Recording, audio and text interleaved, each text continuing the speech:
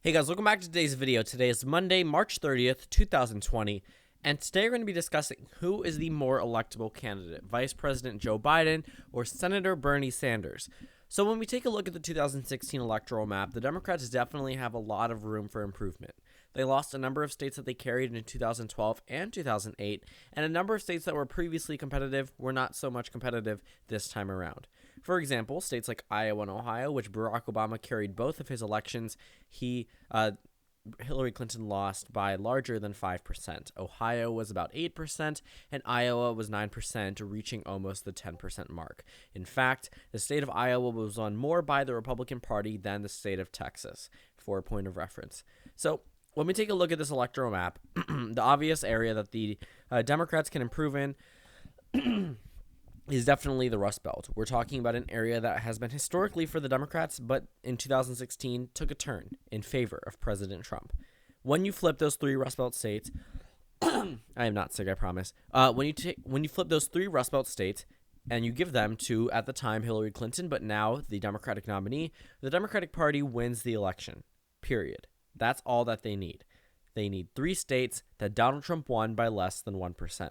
But they definitely could win in other areas. When we're talking about candidates such as Vice President Biden and Senator Sanders, they have a realistic shot at Ohio and Iowa and Arizona and Florida.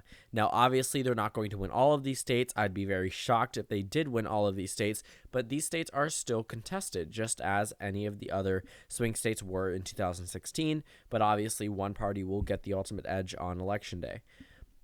So let's compare. When we're talking about the overall numbers, Sanders leads Trump by 5.7% nationwide, whereas Joe Biden leads by 6.5% nationwide. So when we look at all this polling data, one thing is actually going to become very apparent. Based on the data alone, Joe Biden is the more electable candidate. That's just how the numbers go. It's not necessarily how the numbers went in 2016, though. That's the difference. In 2016, Hillary Clinton did not lead Donald Trump by as large of a margin that Bernie Sanders did. That was just the matter of the entire issue about Hillary Clinton being called the electable candidate when all data disproved that. In fact, when you take a look at the current polling data, now it looks like Joe Biden will actually be the more electable candidate. And I get everyone's concerns about, you can't nominate another centrist Democrat and expect to win. Honestly, Joe Biden, number one, isn't really a centrist. If you take a look at his policies, if Bernie Sanders wasn't running and let's say the other candidates still were, if Elizabeth Warren and Bernie Sanders weren't in the picture, Joe Biden would have by far the most progressive campaign. In fact, if he is the nominee, he will have the most progressive platform that we've seen in modern election history, based off the recent few Democratic presidents. But let's go ahead and take a look at some of these other states. So it's not just on the general election that Joe Biden seems to be outperforming Bernie Sanders. It's also in solid red states, or previously solid red states, such as Georgia, where Trump sure leads by a pretty substantial portion, but Joe Biden definitely fares better against President Trump than Bernie Sanders. Same thing happens, not so much in Texas. It's about even.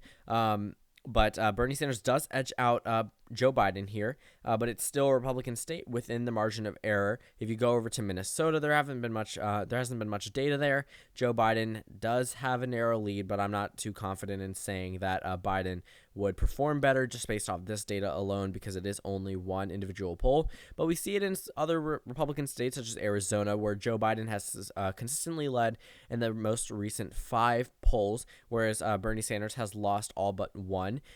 Trump has an average of 1.4% lead over Bernie Sanders in Arizona, whereas Joe Biden has a 3.8% lead in North Carolina. Sanders narrowly leads by 0.7%. Biden leads by 3.4%. Pennsylvania, Biden leads by a percentage point more, not too substantial. I'd say they're about even there. In Michigan, Biden and Sanders are about even. Sanders does have a narrow edge. And in Florida, it is a little bit larger of a lead for President Trump over Bernie Sanders, but it's still a Republican victory regardless. And Wisconsin, Sanders has a 1-point lead.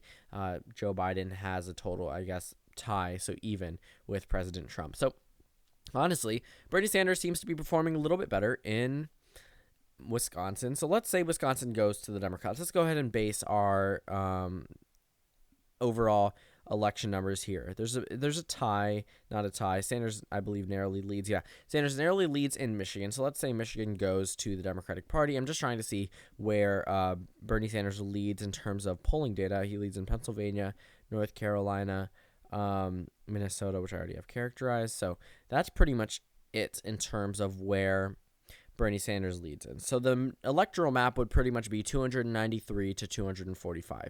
This map is not likely. Do not expect this to happen on election day. If it happens, well, I'll be proven insanely wrong.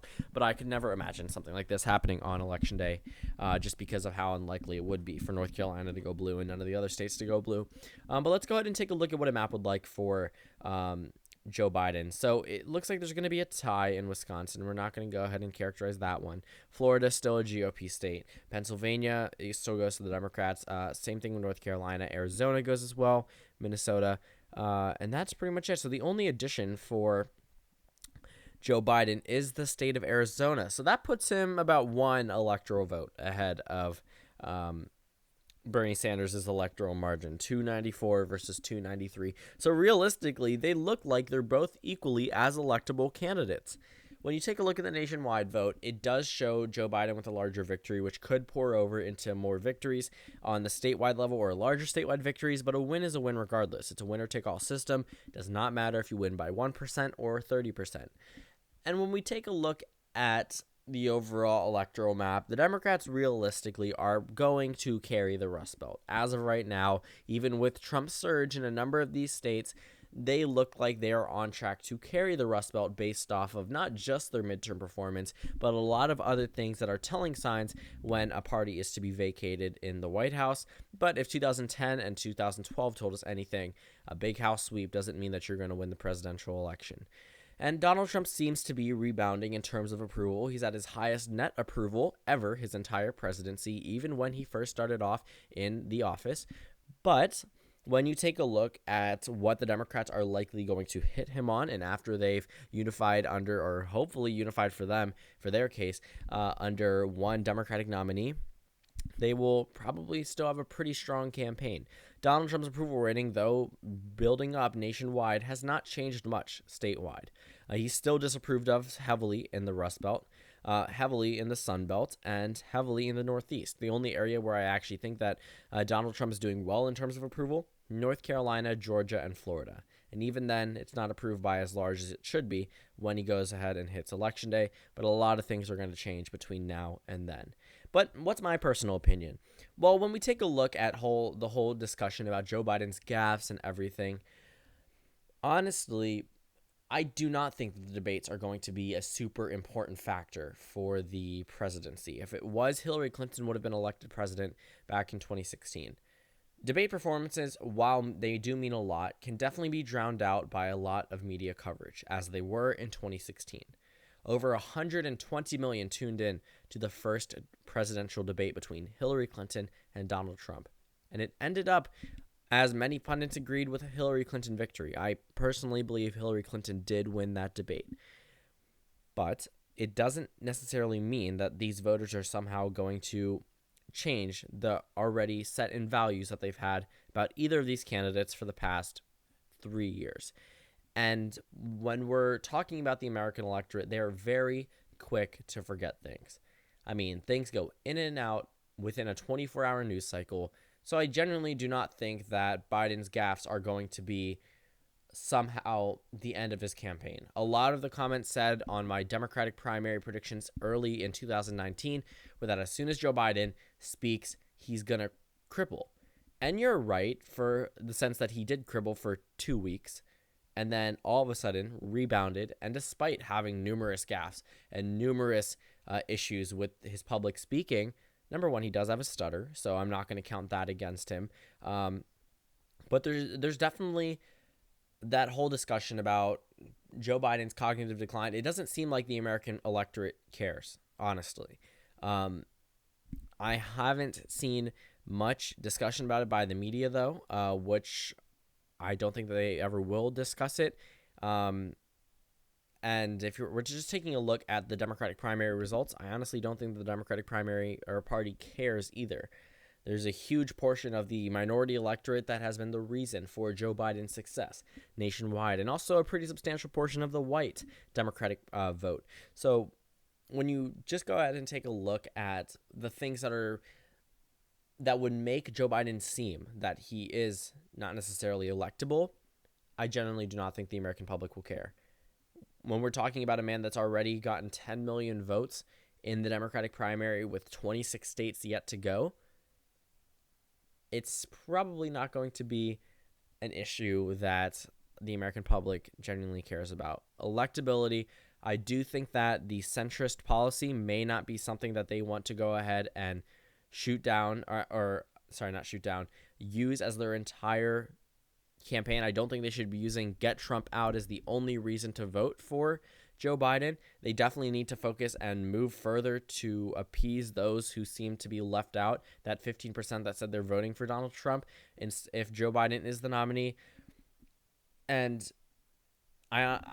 just taking a look at Joe Biden's campaign right now, it does have a lot of progressive policies that a lot of people do not recognize.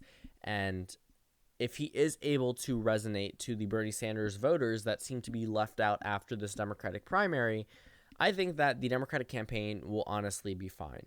Hillary Clinton had a lot of baggage. Joe Biden might have some baggage, but it's nowhere near. And the approval ratings of Joe Biden are insanely higher than they were for Hillary Clinton in comparison. We are talking about night and day here. Joe Biden seems to be loved by voters, whereas Hillary Clinton, they seem to be, I guess, forced in voting for her. Whether or not that's because of her history as an elected official in New York or as First Lady, Joe Biden definitely has something different that a lot of people cannot ignore. The same thing Donald Trump had. He's able to resonate with voters because he establishes a very personal connection. And honestly, I think that's why he's winning the Democratic primary. So when we talk about who is more electable nationwide, I do agree with a lot of the numbers here that based on a nationwide level, in terms of winning more votes, I do think that Joe Biden will be the more electable candidate. Despite the 2016 election results, centrist Democrats have pretty much been the only Democrats that have ever won nationwide. I mean, sure, in comparison, FDR was a progressive, but if you take a look at pretty much all of the other policies of the other presidents, they also seem to be centrist Democrats. Obama was definitely one of them. Just because he pushed for change doesn't mean he's a progressive. By today's standards, I definitely could see 2008 Obama being labeled as very far to the right for someone that's running for the Democratic nomination. So all in all, the American electorate is really weird. Right now, the numbers look like it's dead heat between Vice President Biden and Senator Bernie Sanders. But I do think at the end of the day, the candidate that can probably win over the most voters just based off of his policies, I guess even being perceived as a moderate, would definitely help with the independent vote. And one thing that Joe Biden does have up his sleeve is the nomination of a woman vice president. That is something that is definitely going to get a lot of those voters out, especially if it's a minority woman president. That's definitely going to be something that's going to be flaunted on the campaign trail time and time again. So that pretty much wraps up this video. Thank you guys so much for watching this video. Make sure to comment down suggestions below, and I will see you all tomorrow.